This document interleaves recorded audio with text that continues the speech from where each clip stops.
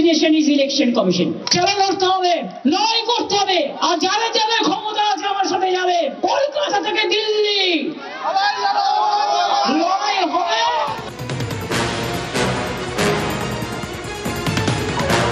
শুক্রবার এসআইআর নিয়ে সুর চড়িয়েছিলেন হাজরা মোড়ের সভা থেকে। শনিবার মমতা বন্দ্যোপাধ্যায় ফের চিঠি দিলেন মুখ্য নির্বাচন কমিশনার জ্ঞানেশ কুমারকে।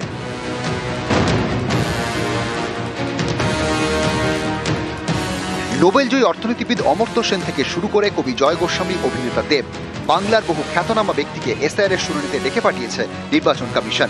চিঠিতে নিয়ে ক্ষোভ উগরে দেন মুখ্যমন্ত্রী।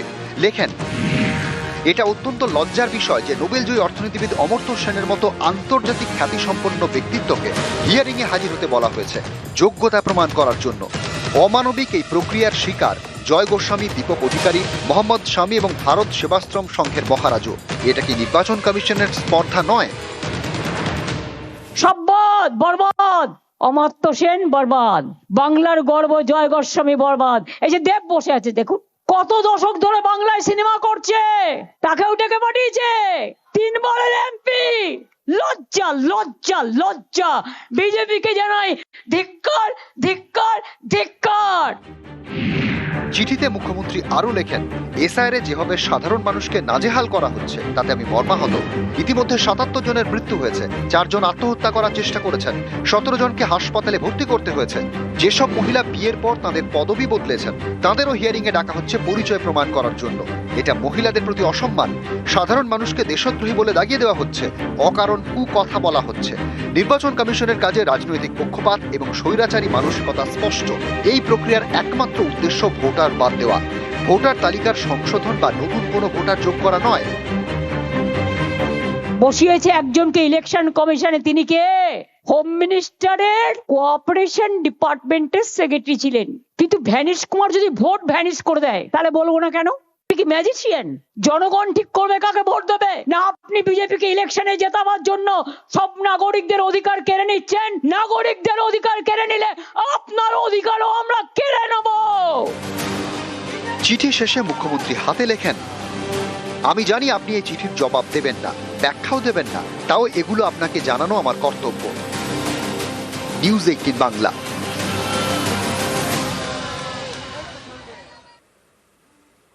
এসআইআরে একের পর এক মৃত্যু। শনিবার ফের সিও দফতরে তৃণমূলের প্রতিনিধি দল।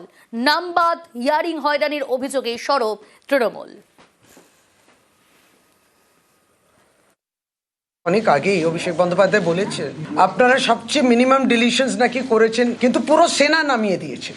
দলের সভানেত্রী, রাজ্যের মুখ্যমন্ত্রী মানুষের হ্যারাসমেন্ট নিয়ে তিনি পোস্ট করেছেন যে চিঠিটা চিফ ইলেকশন কমিশনকে লিখেছেন। 77টি মৃত্যু হয়েছে, 2002টা একটা ফিজিক্যাল লিস্ট ছিল, সেটাকে ডিজিটাইজ করলেন, কিন্তু তার মধ্যে হয়েছে কি নাম, বানান, ইংরেজি, বাংলা, তাতে কত মানুষ হেনস্থা হচ্ছে। এগুলো বিএলএস স্তরেতেই কারেকশন হয়। হিয়ারিং ভেনিউটা আরো কাছাকাছি আনলে জিনিসটা আরো ডিসেন্ট্রালাইজ হয়ে যেত। কেন্দ্রীয় সরকারের ভেনিউগুলোতেও হতে পারত, কিন্তু না, হিয়ারিং ভেনিউগুলো এত দূরে হয়েছে, তাতে কিন্তু খুব অসুবিধা হচ্ছে। দুঃখ প্রকাশ করছেন একটা রাজ্যে নির্বাচিত মুখ্যমন্ত্রী চিফ ইলেকশন কমিশনকে লিখছেন, আমি কিন্তু উত্তরের অপেক্ষায় রইলাম, আপনি তো উত্তর দেবেন না। এর চেয়ে দুর্ভাগ্য হতে পারে না।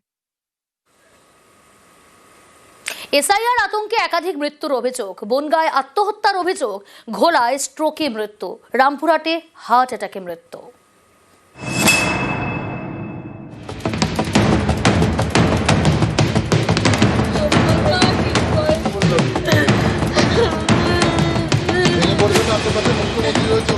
উত্তর 24 পরগনার বনগাঁর বলাই দাস শুক্রবার রাতে হাসপাতালে তাঁর মৃত্যু হয়। পরিবারের দাবি আত্মহত্যা করেছেন বলাই। বৃহস্পতিবার এসআইআর শুনানি থেকে ফিরে আতঙ্কে ছিলেন। সেদিনই কীটনাশক খান, হাসপাতালে নিয়ে গেলেও বাঁচানো যায়নি। ভিডিওর দিকে হ্যাং দিয়ে বসেছে, মাথায় হাত দিয়ে। আমি বসেছে কেন? আমার মাথায় কোনো কাজ করছে না, লোকে বলতে তাড়িয়ে দেবে, এখানে রাখবে না, তারপরে কোনো সুযোগ সুবিধা দেবে না, তোমাকে লোকে খেয়াল করবে না, এই সমস্ত চিন্তা ভাবনায় উনি বসে পড়েছে। আমি উত্তর 24 পরগনার ঘোলা এখানকার বাসিন্দা অলকা বিশ্বাসের মৃত্যু হয় শনিবার। পরিবারের দাবি গত সপ্তাহে তিনি এসআইআর শুনানির নোটিশ পান, এরপরে স্ট্রোক হয়। হাসপাতালে ভর্তি ছিলেন বছর 80 বৃদ্ধা। এদিন তার মৃত্যু হয়। পরিবারের অভিযোগ এসআইআর আতঙ্কেই মৃত্যু হয়েছে। আজকে যেদিনই হিয়ারিং এর নোটিশটা তার হাতে আসে, হাতে নোটিশ পাওয়ার সঙ্গে সঙ্গে চেয়ার থেকে পড়ে ব্রেন স্ট্রোক হয়ে যায়, কিন্তু আজকে তার প্রাণটা চলে গেল। একটা অসহায় মহিলা, সে এই বয়সে তাকে এইভাবে চলে যেতে হলো। এসআইআর এর আতঙ্কে মারা গেছে। তিনি জবে থেকে ওনার নোটিশ এসছে এবং এসআইআর জবে থেকে চালু হয়েছে তবে থেকে উনি আতঙ্কে যে আমি কোথায় যাব। বীরভূমের রামপুরহাট এখানকার বাসিন্দা বছর ৭৫-এর কাঞ্চন মণ্ডলের মৃত্যু হয় শনিবার। পরিবারের দাবি, শনিবার সকালে শুনানির জন্য রামপুরহাট ১ নম্বর ব্লকের বিডিও অফিসে যান বৃদ্ধ। সেখানে হার্ট অ্যাটাক, মৃত্যু। উনি বিডিও অফিসে গেছিলেন, এসআইআর এর হিয়ারিং ছিল, ওর জন্য গেছিলেন। ওখানে সাইকেলে নামতে গিয়ে হঠাৎ অসুস্থ হয়ে যায়। তারপর তড়িঘড়ি ওখানকার বিডিও সাহেবের গাড়িতে এবং আমরা তৎপর করে হসপিটালে নিয়ে আসি। তার নাকি 2002-এ কোনো নামের একটা গন্ডগোল ছিল। হ্যাঁ, হাজবেন্ড ওয়াইফ দুজনকে ডেকেছিল। নিউজ 18 বাংলা। কোথাও এসআইআর এর শুনানি আতঙ্কে অসুস্থ বৃদ্ধা, কোথাও অসুস্থদের বাড়ি গিয়ে শুনানিতে নারাজ ইআরও। এসআইআর শুনানি নিয়ে নানা অভিযোগ।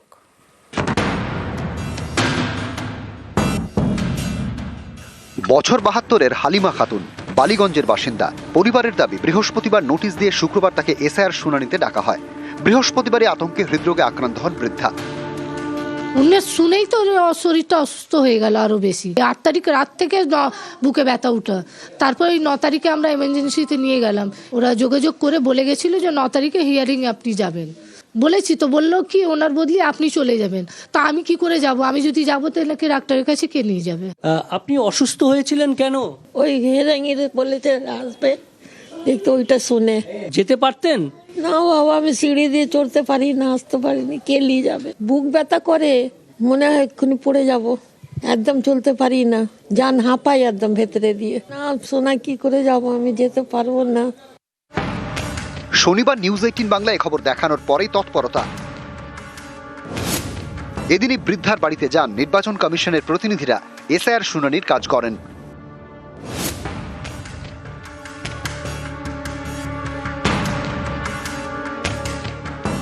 যে এই যে লিস্ট আমরা দেখছি এনুমারেশন ফর্ম, সেখানে 2002-এর যে লিস্ট সেখানে ফর্ম ফিল আপ করা হয়েছে এবং সেখানে পরিষ্কার বিএলও অ্যাপে ডাটা, নো ডাটা ফাউন্ড, অর্থাৎ সফট কপিতে ডাটা নেই কিন্তু হার্ড কপিতে ডাটা আছে।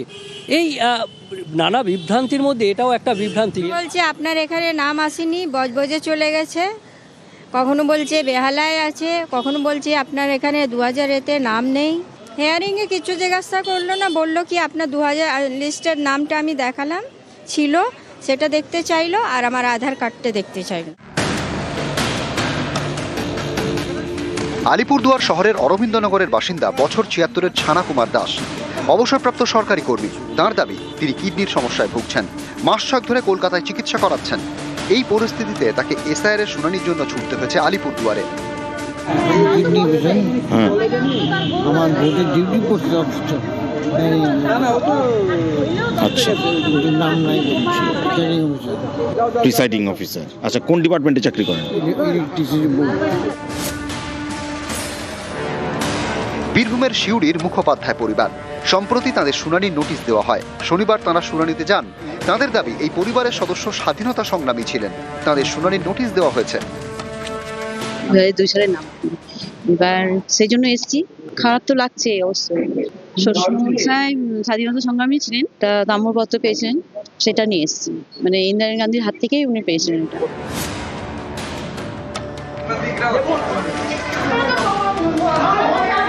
ওনাকে হিয়ারিং আসতে হলো, ওনার 2002-এ যেহেতু নাম পাওয়া যাচ্ছে না, কিন্তু উনি ভোট দিয়েছেন, কিন্তু ওনার নাম আসেনি। বিএলওকে বলেছিলাম যে উনি বয়স্ক মানুষ, ইয়ারও যাবে না, ওনার কোনো হিয়ারিং করতে, বাড়িতে হোম হিয়ারিং করতে যাবেন না। বছর 85 শান্তিরঞ্জন কর উত্তর 24 পরগনার পানিহাটির খোলার বাসিন্দা। ঠিকমতো হাঁটতে পারেন না, তাকে এসআইআর শুনানিতে ডাকা হয়েছে। পরিবারের অভিযোগ, বাড়ি গিয়ে তাঁর শুনানিতে নারাজ ইআরও। ওনাকে হিয়ারিং আসতে হলো, ওনার 2002-এ যেহেতু নাম পাওয়া যাচ্ছে না, কিন্তু উনি ভোট দিয়েছেন, কিন্তু ওনার নাম আসেনি। বিএলওকে বলেছিলাম যে উনি বয়স্ক মানুষ, ইয়ারও যাবে না, ওনার কোনো হিয়ারিং করতে, বাড়িতে হোম হিয়ারিং করতে যাবেন না। নিউজ 18 বাংলা।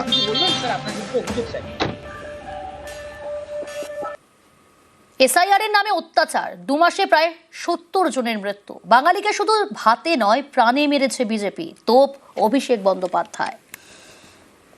এসআইআর এর নাম করে বাঙালির উপর অত্যাচার।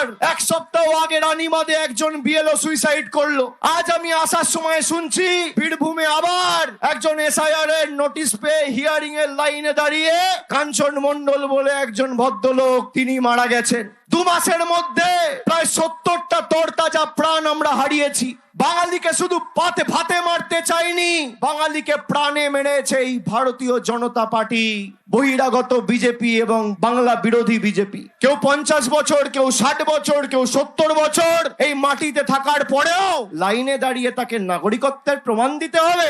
সুভাষ সরকারের নিজের জন্মের সার্টিফিকেট আছে, সৌমিত্র খাঁর নিজের জন্মের সার্টিফিকেট আছে। বিজেপির নেতারা যদি সার্টিফিকেট দেখতে চায় বলবে আগে তোমার বাবার সার্টিফিকেট নিয়ে এসো, তারপর তোমার সার্টিফিকেট, আমাদের সার্টিফিকেট চাইবে।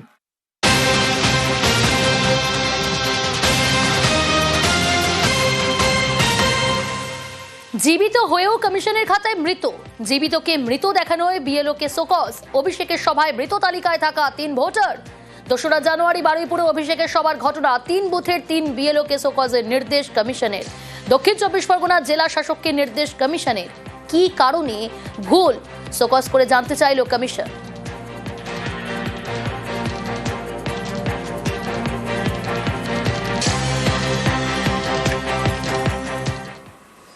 এদিকে এসআইআর এর কাজে অব্যাহতি চাইলেন এইআরও। অব্যাহতি চাইলেন বাগনান 2 ব্লকের এইআরও। তথ্যগত ভুলে বহু মানুষের নাম বাদের আশঙ্কা প্রকাশ করে অব্যাহতি চাইলেন এইআরও। ইআরও কে মেল এইআরও মৌসম সরকারের।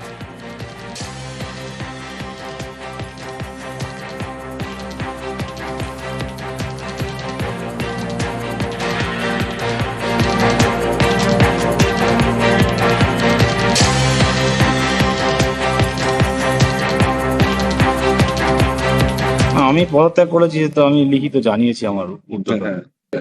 কোনো কি রাজনৈতিক দলের প্রেসার আছে বলে মনে হচ্ছে আপনার? না না না না, আমার যেটা মনে হয়েছে আমি জানি, কারোর কোনো প্রেসার যেটা দেওয়া হয়েছে সেটা করা বাস্তবিক পক্ষে সম্ভব।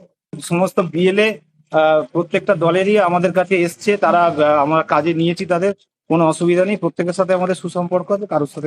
নতুন করে যে হেয়ারিং এ ডাকি, এতে কি কোনো সমস্যা হচ্ছে? এতে সমস্যা হচ্ছে না, মানে হবে আর যে পরিমাণে এসছে সেই পরিমাণ করাও সম্ভব না। খুব সূক্ষ্ম ভুল, ছোট ছোট ভুল ও করতে গিয়ে খুব সমস্যা, ও মানে ডাকা দেখে ওই কাজ করা নেক্সট টু ইম্পসিবল।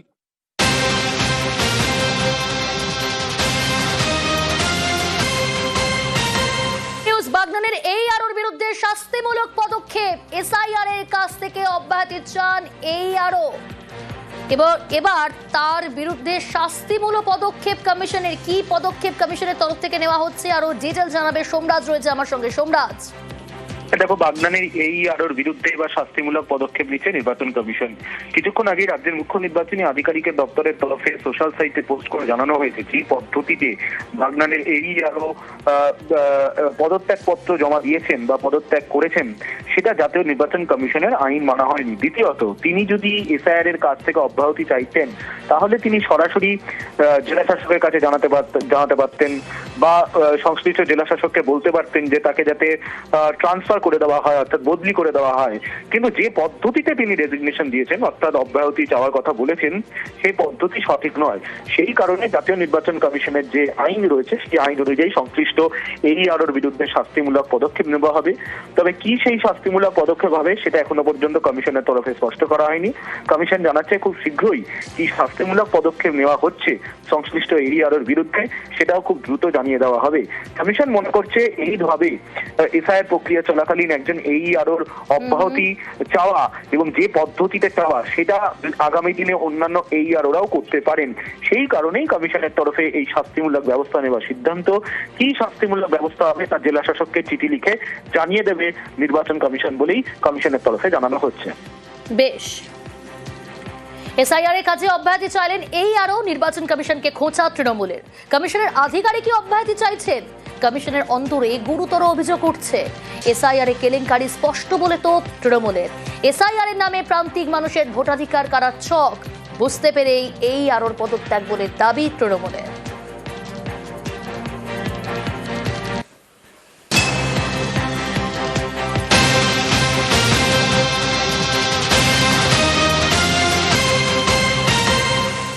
এফআইআর নিয়ে কমিশনের প্রশ্নের মুখে ডিএমরা। ইআরও এইআরওর বিরুদ্ধে এফআইআর এর নির্দেশ কেন কার্যকর নয়? পূর্ব মেদিনীপুর দক্ষিণ 24 পরগনার ডিএমদের ফের প্রশ্ন। এফআইআর নিয়ে কমিশনের প্রশ্নের মুখে ডিএমরা। এ বিষয়ে বিস্তারিত জানবো, সোমরাজ রয়েছে আমার সঙ্গে। সোমরাজ, দেখো, সম্প্রতি দেখেছো ভোটার তালিকায় ভোটারদের নাম যে গলদ রয়েছিল এবং তা নিয়ে নির্বাচন কমিশনের তরফে পূর্ব মেদিনীপুর জেলার ময়না বিধানসভা এবং দক্ষিণ 24 পরগনা জেলার বারুইপুর পূর্ব বিধানসভা, এই দুই বিধানসভার এইআরও এবং ইআরওদের বিরুদ্ধে শাস্তিমূলক পদক্ষেপ নেওয়ার কথা বলা হয়েছিল, পাশাপাশি তাদের বিরুদ্ধে এফআইআর করার কথা বলা হয়েছে সম্প্রতি। কিন্তু দেখা যাচ্ছে কমিশন এফআইআর করার নির্দেশ দেওয়া হলো, এখনো পর্যন্ত সেই এফআইআর এর নির্দেশ কার্যকর হয়নি। তা নিয়ে রাজ্যের মুখ্য নির্বাচনী আধিকারিকের দপ্তরের তরফে ফের সতর্ক করে চিঠি দেওয়া হলো দুই জেলা শাসককে, যাতে দ্রুত তাদের বিরুদ্ধে এফআইআর করা হয়। তার কারণ কমিশন দেখছে যে জাতীয় নির্বাচন কমিশনের নির্দেশ রয়েছে সংশ্লিষ্ট বিধানসভার ইআরও বা এইআরওর বিরুদ্ধে এফআইআর করতে, কিন্তু তারপরেও দেখা যাচ্ছে প্রায় এক সপ্তাহ হতে চললো এফআইআর এর নির্দেশ কার্যকর হয়নি। সেই কারণেই দুই জেলা শাসককে ফের নির্দেশ পাঠালো কমিশন এবং সতর্ক করা হলো, রিমাইন্ডার দেওয়া হলো যাতে দ্রুত এই সিদ্ধান্ত কার্যকর করা হয়। বেশ,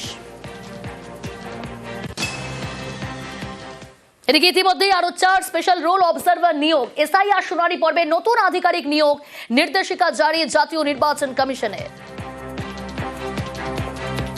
আরো 4 স্পেশাল রোল অবজারভার নিয়োগ, এসআইআর শুনানি পর্বে নতুন আধিকারিক নিয়োগ, নির্দেশিকা জারি জাতীয় নির্বাচন কমিশনের।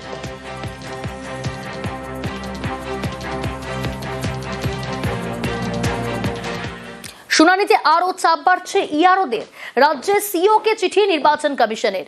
ইআরওদের দায়িত্ব মনে করিয়ে দিতে চিঠি। অবৈধ ভোটার বাদ নিশ্চিত করতে হবে ইআরওদের। 2002-এ কারা ম্যাপিং করেননি দেখবেন ইআরও। মুখ্য নির্বাচনী আধিকারিককে চিঠি কমিশনের।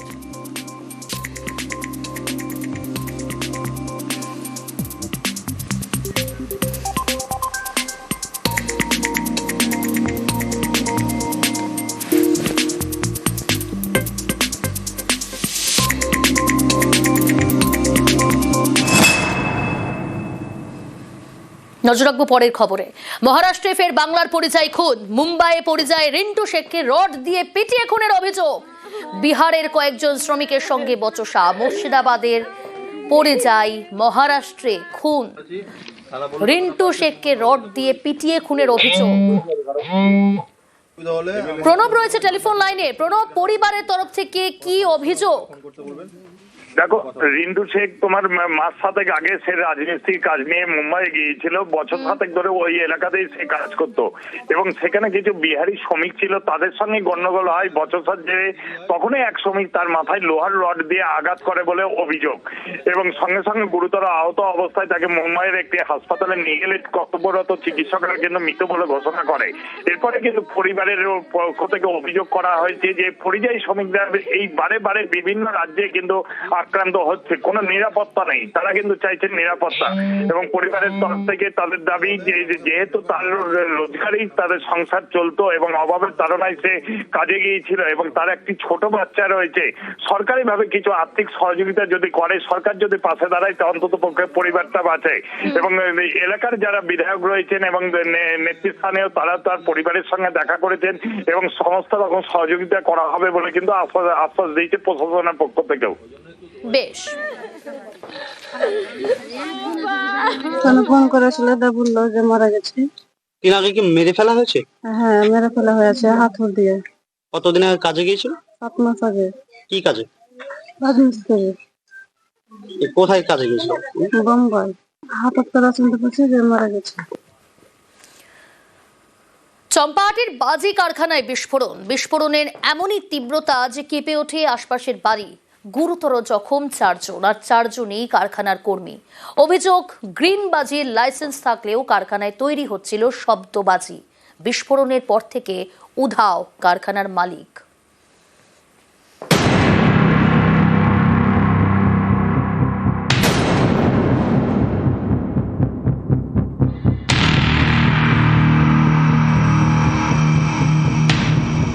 এ যেন এক ধ্বংসস্তূপ। উড়ে গেছে বাড়ির চাল, বাড়ির দেওয়ালও আর নেই। বাজি কারখানায় বিস্ফোরণে সবকিছু তছনছ।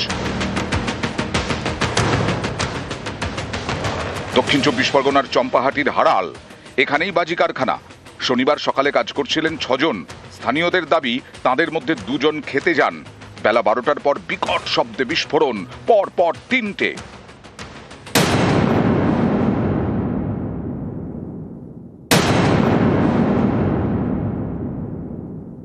আতশবাজির আড়ালে শব্দবাজির যে রমরমা সেটা কিন্তু ছবিতে স্পষ্ট। হাজার হাজার নিষিদ্ধ শব্দবাজি এখানে শোকানো হচ্ছে, প্রত্যেকটি শব্দবাজি এখানে। এই বিস্ফোরণের পিছনে কি শব্দবাজি একটা অন্যতম কারণ, এটা কিন্তু প্রশ্ন থাকছে। স্থানীয়দের দাবি, কারখানাটি বৈধ, সেখানে তৈরি হয় গ্রিন বাজি, অর্থাৎ পরিবেশ বান্ধব বাজি। হ্যাঁ, এটা বৈধ কারখানা। কারখানার মালিকের নাম কি? কারখানার নাম হচ্ছে তারামা ফেরক্স বিধান নস্কর। তিনি কোথায়? বিধান নস্কর হচ্ছে কারখানা পরিচালনা করে। এবার পোপাইটাকে সেটা আমি বলতে পারবো না। বাজি বিস্ফোরণে গুরুতর জখম 4, তাদের মধ্যে 2 জন দক্ষিণ কলকাতার এমআর বাঙুরে ভর্তি, 2 জন ইএম বাইপাস লাগোয়া বেসরকারি হাসপাতালে। বাজি কারখানার কাজ করতে এই দুর্ঘটনা ঘটে গেছে। আগেবার ঘটেছিল, তাও গ্যাস সব পুড়িয়ে গেছে। হ্যাঁ, বলে গ্যাস দিয়ে গেছে, ঘরে গ্যাস আগুন লেগে গেছে। বাজি কারখানায় বিস্ফোরণের পর এলাকায় যায় পুলিশ। ঘটনাস্থল থেকে নমুনা সংগ্রহ করে, এলাকা ঘিরে ফেলে। প্রশাসনের নজর এড়ানোর জন্য সামনে কি আতশবাজির কারখানা, তারপর আতশবাজির কারখানা ছেড়ে এই মাঠের শেষ প্রান্তে তৈরি করা হয়েছে অবৈধ নিষিদ্ধ চকলেট বোমার কারখানা। এই বাজি চলে যাবে মার্কেটে। চম্পাহাটি থেকে গোপালের সঙ্গে অর্পণ মণ্ডল, নিউজ 18 বাংলা। শুভেন্দু অধিকারীর গাড়ি ঘিরে বিক্ষোভ, পুরুলিয়ায় কর্মসূচি থেকে ফেরার পথে হামলার অভিযোগ। চন্দ্রকোনা রোডে শুভেন্দু অধিকারীর গাড়ি ঘিরে বিক্ষোভ, তৃণমূলের বিরুদ্ধে বিক্ষোভ হামলার অভিযোগ শুভেন্দুর। চন্দ্রকোনা রোড বিট হাউস থানায় অবস্থান শুভেন্দু অধিকারীর। থানার ভিতরে অবস্থান, দোষীদের গ্রেফতার করতে হবে এই দাবিতে থানার আইসির ঘরে অবস্থানে রাজ্যের বিরোধী দলনেতা শুভেন্দু অধিকারী। এই মুহূর্তে ব্রেকিং নিউজ, এদিকে আমরা নজর রেখেছি। শুভেন্দু অধিকারীর গাড়ি ঘিরে বিক্ষোভ, পুরুলিয়ায় কর্মসূচি থেকে ফেরার পথে হামলার অভিযোগ। চন্দ্রকোনা রোডে শুভেন্দুর গাড়ি ঘিরে বিক্ষোভ, তৃণমূলের বিরুদ্ধেই বিক্ষোভ হামলার অভিযোগ।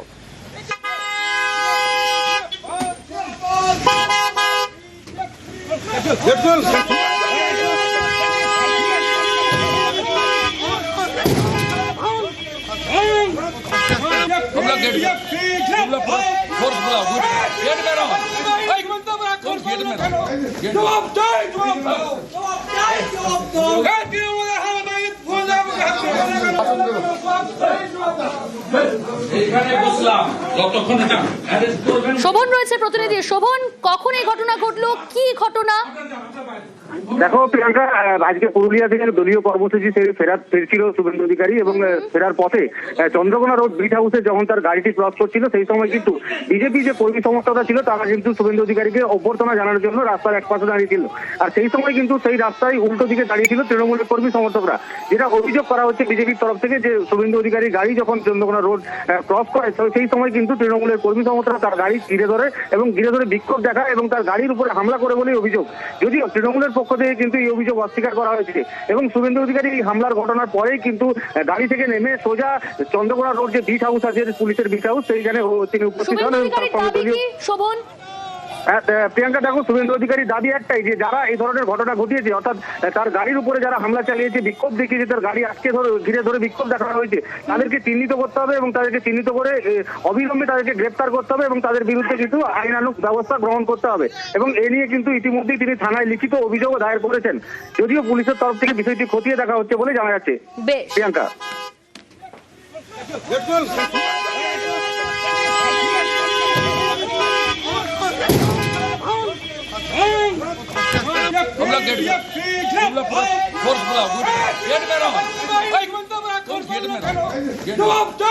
চৌমাথাটা পেরানোর পরেই ঝান্ডা নিয়ে 15 থেকে 20 চালু দুমাদুম করে গাড়ির কাছে বনাটে কি করবেন? আইনগত কাজ করব। এখানকার পুলিশের ইনচার্জের সামনে বসে আছি, ইনারাই করিয়েছেন। আপনি কি মনে করছেন? না, কমপ্লেন দেব, ধরে আনতে হবে। আপনার পুলিশের সামনে হচ্ছে না, না ঠিক আছে, আপনার স্কোয়াড, আপনার পাইলট সবার সামনে হয়েছে। না না, কমপ্লেন তো দেবো, কমপ্লেন তো দেবো। কি করতে হয় আমি জানি। কেন হলো মনে হচ্ছে আপনার? এটা কেন হলো? যাওয়ার আগে আতঙ্কিত পুলিশ করিয়েছে, তো